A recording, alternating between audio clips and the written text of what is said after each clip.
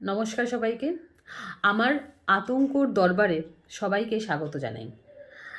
এই চ্যানেলে বা পেজে যারা আছো আমি জানি তারা সবাই ভূতের গল্প শুনতে খুব ভালোবাসো। আজকে তেমনই একটি ভূতের গল্প তোমাদের শোনাবো, যেটা শুনলে আশা করি তোমাদের বেশ ভালো রোমাঞ্চ অনুভব হবে আর কি। তো ব্যাপারটা হলো, আজকে যে ঘটনাটা আমি তোমাদেরকে বলবো সেই ঘটনাটা আমি শুনেছিলাম আমার বাবার মুখ থেকে। আমার বাবা কোত্থেকে গল্পটি কালেক্ট করেছেন আমি জানি না, তবে আমার বাবার কাছ থেকে শোনা এই ঘটনাটি সেই শৈশবের একটি স্মৃতি বলতে পারেন, যেটা এখনও আমার স্মৃতিতে খুবই সমুজ্জ্বল। তো বেশি ভনিতা না করে গল্পে আসি। ঘটনাটি ঘটেছিল এক অফিস যাত্রীর সাথে। তিনি নিত্য ট্রেনে করে অফিস যান এবং ট্রেনে করেই অফিস থেকে বাড়ি ফেরেন। তো যথারীতি এটাই তার প্রতিদিনকার রুটিন। কিন্তু একদিন অফিসে একটু কাজের চাপ পড়ায় সেদিন তার অফিস থেকে বেরোতে বেশ দেরি হয়ে গেছে, এবং তিনি তার অফিসটি বা কাজের জায়গাটি ছিল একটু প্রত্যন্ত গ্রামের দিকে। সেখানে খুব বেশি গাড়ি চলাচল বা ট্রেন চলাচল তখনকার দিনে ছিল না। অফিস থেকে বেরিয়ে তিনি দেখলেন যে তার আজকে যে ট্রেনটায় করে অ্যাকচুয়ালি তিনি বাড়ি ফেরেন সেই ট্রেনটা কিন্তু চলে গেছে। এইবার তার বাড়ি ফেরার মহা সমস্যা। তিনি কি করেছিলেন, ভায়া অন্য কোনো ট্রেনে তাকে ফিরতে হবে। তো এইরকমভাবে তিনি যখন ফিরছেন, একটি ট্রেনে এসে একটা জংশনে এসে ওয়েট করছেন, সেখান থেকে আরেকটি ট্রেন গিয়ে তবে তার বাড়ি পৌঁছানো যাবে। এই রকম যখন পরিস্থিতি, তিনি জংশনে নেমেছিলেন। জংশনে নেমে আরেকটি ট্রেন যখন ধরবেন, সেই ট্রেনটিও কোনো কারণে ক্যান্সেল হয়ে যায়। ফলে অগত্যা তাকে অপেক্ষা করতে হয় লাস্ট ট্রেনের জন্য। লাস্ট ট্রেনটি ছিল রাত্রি 10:30টার পরে। যাই হোক, তিনি কোনো রকমে সেই ট্রেনটা ধরার জন্যই প্রস্তুতি নিলেন, এবং রাত্রি 10:30 যখন বাজে, ট্রেনটি যখন আসে, তিনি হিসাব করে দেখলেন 1.5 ঘন্টা লাগবে ওই ট্রেনে তাকে বাড়ি আসতে। যাই হোক, মোটামুটি তিনি হিসাব করে দেখলেন রাত্রি 12টার দিকে তিনি নিজের স্টেশনে নামতে পারবেন। কিছু তার করার নেই, ওই ট্রেনেই উঠলেন তিনি। তখনকার দিনে এমনি রাতে অতটা প্যাসেঞ্জার যাতায়াত করতো না, তার মধ্যে আবার রাত্রি 10:30টার পরের ট্রেন, মানে বুঝতেই পাচ্ছেন কি অবস্থা। তো যাই হোক, তিনি সেই ট্রেনে উঠলেন। তিনি যখন ট্রেনে চাপলেন, খুব বেশি যাত্রী সেই ট্রেনে ছিল না। মোটামুটি 11টা বাজতে বাজতে যে কটা স্টেশন এলো, ট্রেন ততক্ষণে একেবারেই শুনশান।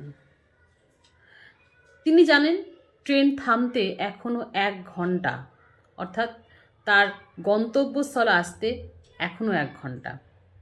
তিনি যে কামরাটায় বসেছিলেন, তিনি ছাড়া সেই কামরায় ততক্ষণে আর কেউ নেই। এইবার রাত্রি 11:30 বাজে। একটি স্টেশনে ট্রেনটি থামে। ঠিক সেই সময় একটি সুসজ্জিতা নারী, যিনি সর্বালঙ্কারা, অর্থাৎ যত রকমের গয়নাগাটি পরা যায় আর কি, সেই মহিলা ওরকম খুব সুন্দরভাবে পরিপাটি করে সেজে ট্রেনের মধ্যে উঠলেন। ভদ্রলোক তো অবাক যে একজন মহিলা এত রাতে এত গয়নাগাটি পরে এইভাবে ট্রেনে উঠেছে কেন, এবং সেই কামরাতে ভদ্রলোক আর ওই ভদ্রমহিলা ছাড়া কেউই নেই। ভদ্রমহিলা এসে বসলেন একদমই সেই লোকটির সামনে, চুপচাপ বসে আছেন। দুজনের কারোর মুখে কোনো কথা নেই। একটা সময় ভদ্রলোকের একটু তন্দ্রা ভাব আসে। তন্দ্রাটা যখন কেটে যায়, তার চোখ যায় সেই মহিলার দিকে, এবং তার গা কাঁটা দিয়ে ওঠে। তার কারণ, ততক্ষণে তিনি দেখছেন তার সামনে বসা যে মহিলাটি, সে নিজের মুন্ডুটি খুলে নিজের একটি হাতে ধরে আছে, এবং অপর হাত দিয়ে নিজের মাথার চুলের উকুন বাঁধছে। এই দৃশ্য দেখে তিনি চিৎকার করে ওঠেন। কিন্তু দুঃখজনক ঘটনা এটাই বলা যায়, তার চিৎকার শোনার জন্য ওই কামরায় ওই মহিলা ছাড়া তখন আর কেউ নেই। ঠিক তখনই সেই মহিলাটি বলে ওঠেন যে আপনি চিৎকার করবেন না, ভয় পাবেন না, আমি কারোর কোনো ক্ষতি করি না, প্রতিদিন রাতে আমি এই কামরাতে এই ট্রেনে করেই যাতায়াত করি। আসলে কি জানেন তো, বহু বছর আগে এই ট্রেনে আমি কাটা পড়েছিলাম, বাড়ি থেকে পালিয়ে এসেছিলাম, এসে কাটা পড়েছিলাম এই ট্রেনে। সেই থেকে আজও আমার আত্মা এই ট্রেনের মধ্যে বন্দি হয়ে আছে। যারা জানে তারা এই ট্রেনটির এই কামরাটায় ওঠে না। আপনি নতুন, তাই আপনার সমস্যা হয়ে গেছে। আপনি নিশ্চিন্ত থাকুন, আপনার কোনো ক্ষতি আমি করব না।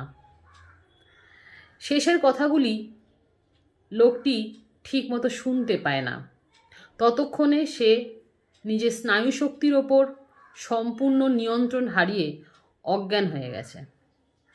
তার যখন জ্ঞান ফেরে পরের দিন সকালবেলা, বহু ক্যাঁচর ম্যাচর শব্দতে তার ঘুমটা ভেঙে যায় বা তার জ্ঞানটা ফিরে আসে। তখন সে দেখে যে সে সেই একই কামরার মধ্যে শুয়ে আছে এবং আশেপাশে অনেক লোক। সে যখন ধর্মর করে উঠে বসে তখন দেখে যে ট্রেনটি কোথায় যাচ্ছে তাকে নিয়ে সে জানে না। সে আশেপাশে লোকেদের জিজ্ঞেস করে যে সে এখন কোথায় আছে, কী ব্যাপার। অনেকে তাকে নিয়ে ঠাট্টা রসিকতা করে, অনেকে ভাবে সে নেশাগ্রস্ত অবস্থায় হয়তো সারা রাত এই ট্রেনেই পড়েছিল। কিন্তু তার সাথে আসলে কি ঘটেছিল সেটা সে তখন কাউকে বলার মতন পরিস্থিতিতে ছিল না। কারণ তখন তার মাথায় একটাই কথা ঘুরছে, সে যদি সারা রাত এইখানে পড়েছিল তবে তার বাড়ির লোক তার জন্য কতটা চিন্তিত। এই ছিল আজকের গল্প বা আজকের ঘটনা। কেমন লাগলো জানাতে কিন্তু ভুলো না। যদি ভালো লাগে অবশ্যই কমেন্টে জানাবে। আমি চেষ্টা করব নিত্য নতুন এরকম বিভিন্ন ধরনের ঘটনা, বিভিন্ন ধরনের গল্প তোমাদের সামনে নিয়ে আসার। আজকে চলি, আবার খুব শীঘ্রই ফিরছি আতঙ্কের দরবারে। ততদিন ভালো থেকো, সুস্থ থেকো, আতঙ্ককে সঙ্গে রেখো। আজ চলি, টাটা।